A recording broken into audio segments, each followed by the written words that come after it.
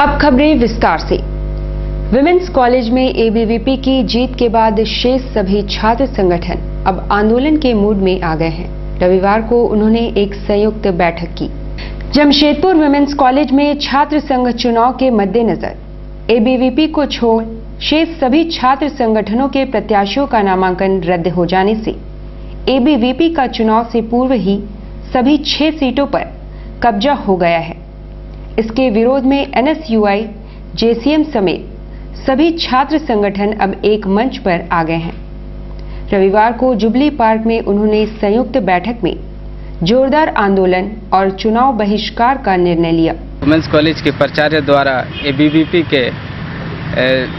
के छात्र संगठन को निर्विरोध जिताया गया और बाद बाकी सभी संगठन के प्रत्याशी को हटाया गया, उसमें रिजेक्ट कर दिया गया और उसी को लेके हम लोग बैठे हैं आज हम लोग इस डीसी ऑफिस के सामने अनिश्चितकालीन धरना पे बैठेंगे और अगर कल तक निर्णय नहीं आता तो सभी छात्र संगठन मिलके हम लोग चुनाव का बहिष्कार करेंगे। साक्ची में गुप्त सूचना के आधार पर पुलिस ने एक होटल में छापामारी कर जुआ खेलते 7 युवकों को गिरफ्तार किया। साक्ची में एक होटल में गुप्त सूचना के आधार पर थाना प्रभारी अंजनी तिवारी ने छापामारी की। छापामारी में जुआ खेलते 7 युवकों को मौके से पकड़ा गया एवं वहां से 50,000 नकद, ताश की कई गड्डियां, मोबाइल और वॉलेट भी बरामद हुए हैं।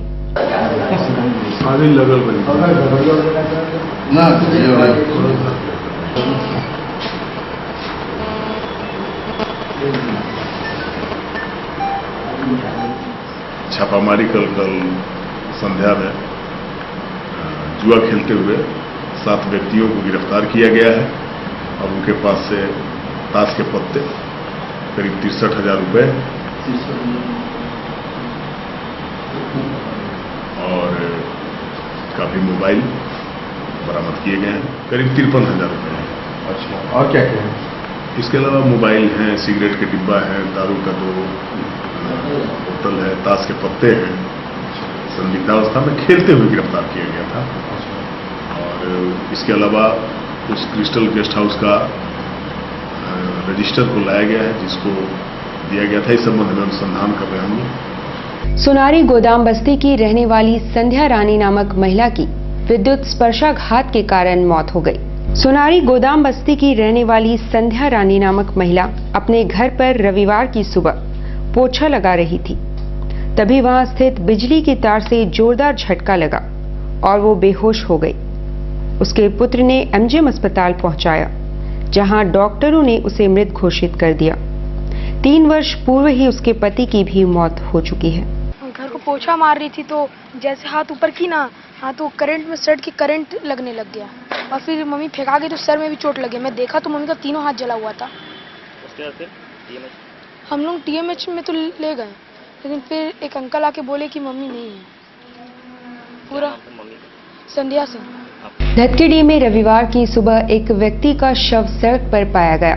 बाद में उसकी पहचान रतन महानंद के तौर पर की गई। धतकेडी ठक्कर बप्पा पूजा पंडाल के पास रविवार की सुबह सड़क के किनारे एक व्यक्ति का शव पाया गया। खबर जंगल में आग की तरफ फैल गई। देखते ही देखते वहां भीड़ लग गई। पुलिस भी पहुंच गई। लोगों ने शव की पहचान शास्त्री नगर के रहने वाले रतन महानंद के तौर पर की।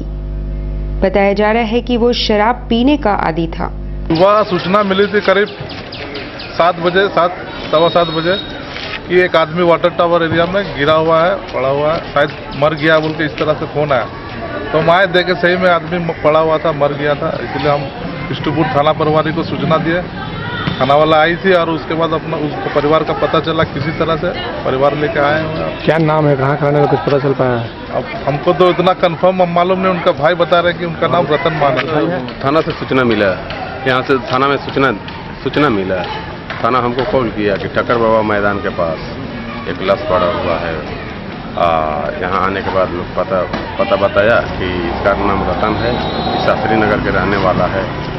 तो हम गए इसके घर जा करके इसके भाई को बुला करके। कैसे हुई मौत का क्या कारण हो सकता है? मौत का कारण तो इसका भाई बताया कि बहुत ज़्यादा दारू पीता था, बहुत ज़्यादा हम सुधारने का बहुत प्रयास किए, लेकिन दारू इसका नहीं छूटा।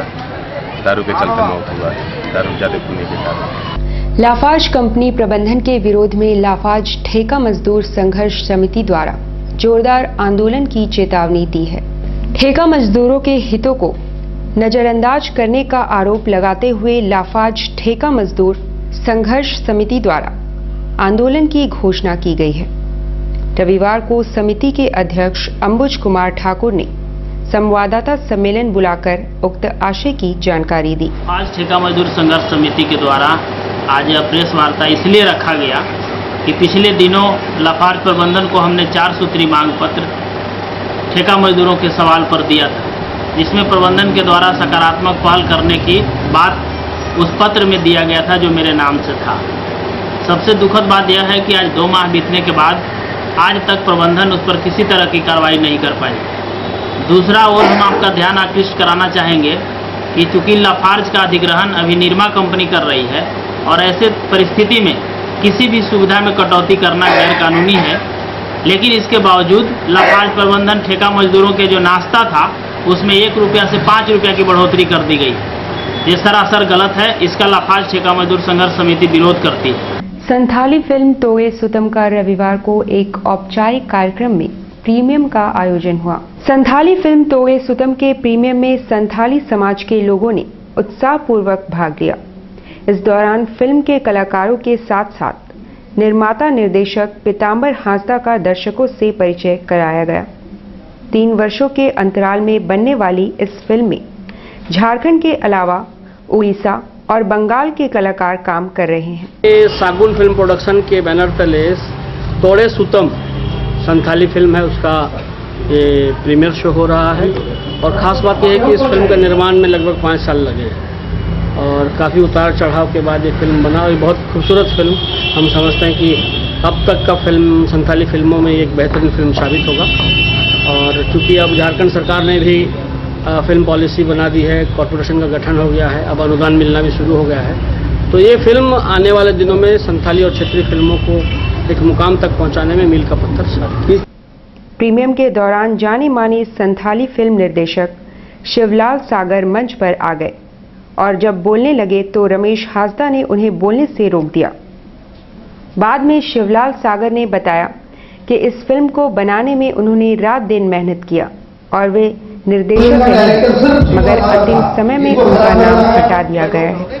ये सच पूछा जाए तो हम लोग 3 लोग मिलके शुरू से अभी तक पूरा काम किया। एक फिल्म को बनाना चाहा था।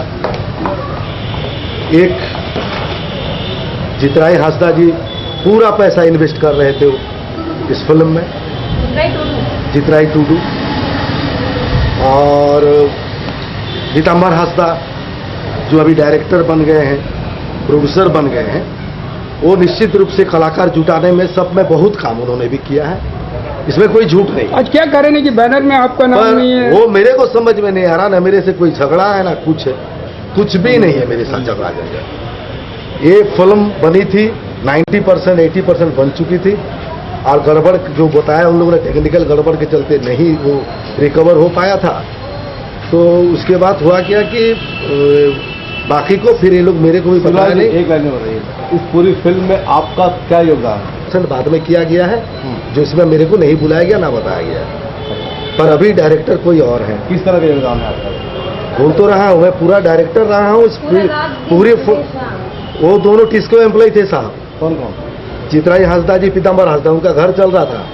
मैं जितराई टूडू, मैं तो पूरी जिंदगी जो है 2-3 साल उसमें जो भी लगाया हूँ, भूखा रह के परिवार को भूखे रख कर लगाया हूँ। क्या वजह है कि आपको शामिल नहीं? पता नहीं।